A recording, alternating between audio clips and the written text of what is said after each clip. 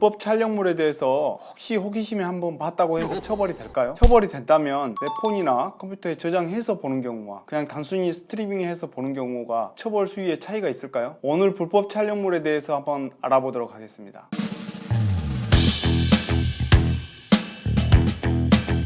안녕하세요. 변호사랑의 판검사 출신 변호사 최승현입니다. 오늘은 불법 촬영물 시청, 소지 이런 것들이 어떤 죄가 되는지 한번 알아보도록 하겠습니다.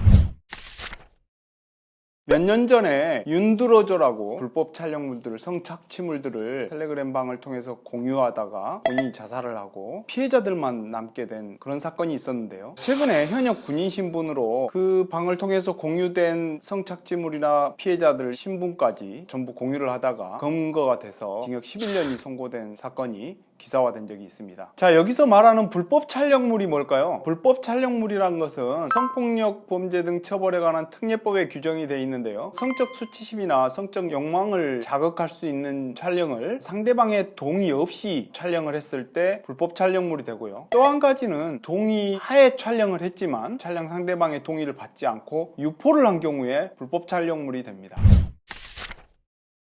자, 불법 촬영물을 그냥 호기심에 시청만 했는데요. 처벌 받을까요? 처벌 받습니다. 성폭력 범죄 처벌 등에 관한 특례법의 14조 4항에 보면 3년 이하의 징역, 3천만 원 이하의 벌금에 처하도록 규정하고 있습니다.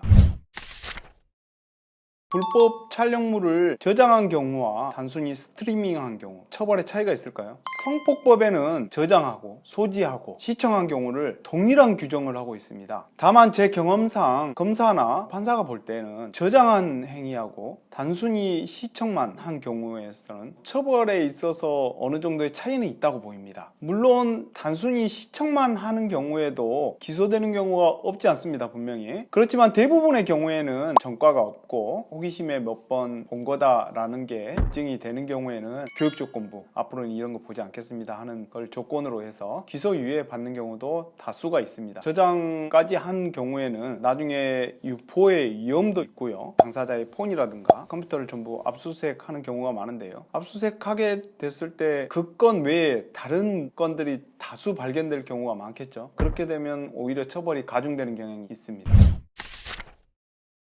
불법 촬영물을 공유한 경우에는 어떤 처벌을 받게 될까요? 서두에 말씀드린 11년 선고를 받았다는 현역 군인, 그 경우가 공유한 경우입니다. 공유했다는 것은 결국에는 불특정 다수가 볼 수 있도록 유포를 하는 행위를 말하는데요. 불법 촬영물을 유포한 경우에는 7년 이하의 징역, 5천만 원 이하의 벌금에 처하도록 되어 있습니다. 거기에 더 가중되는 경우는 영리를 목적으로 하는 경우, 내가 이득을 볼 목적으로 유포하는 경우에는 벌금형이 없습니다. 3년 이상의 유기징역에 처하도록 규정하고 있습니다. 기사에 나왔던 현역 군인의 경우 제 생각에는 영리 목적이었던 것으로 11년형을 선고받지 않았나 짐작해 봅니다.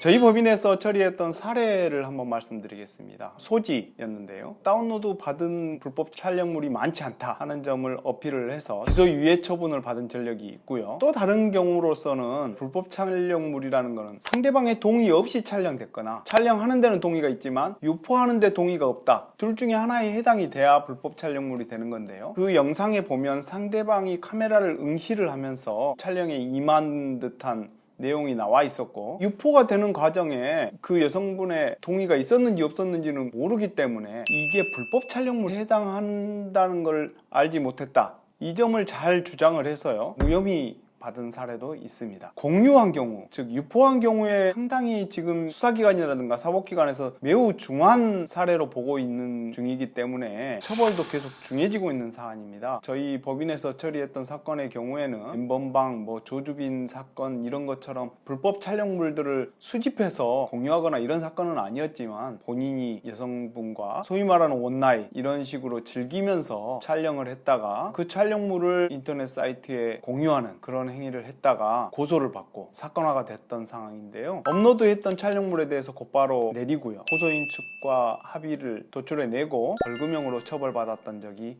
있습니다. 여러분들께 늘 말씀드리지만 이런 사건들에 연루되지 않은 것이 가장 좋겠죠. 근데 연루됐을 경우에는 대처할 수 있는 방향이 사건에 따라서 다 다릅니다. 법률 전문가하고 상담을 해보시고 내 사건에 적합한 대처 방법을 찾으시기 바랍니다. 지금까지 변호사랑의 최승현 변호사였습니다.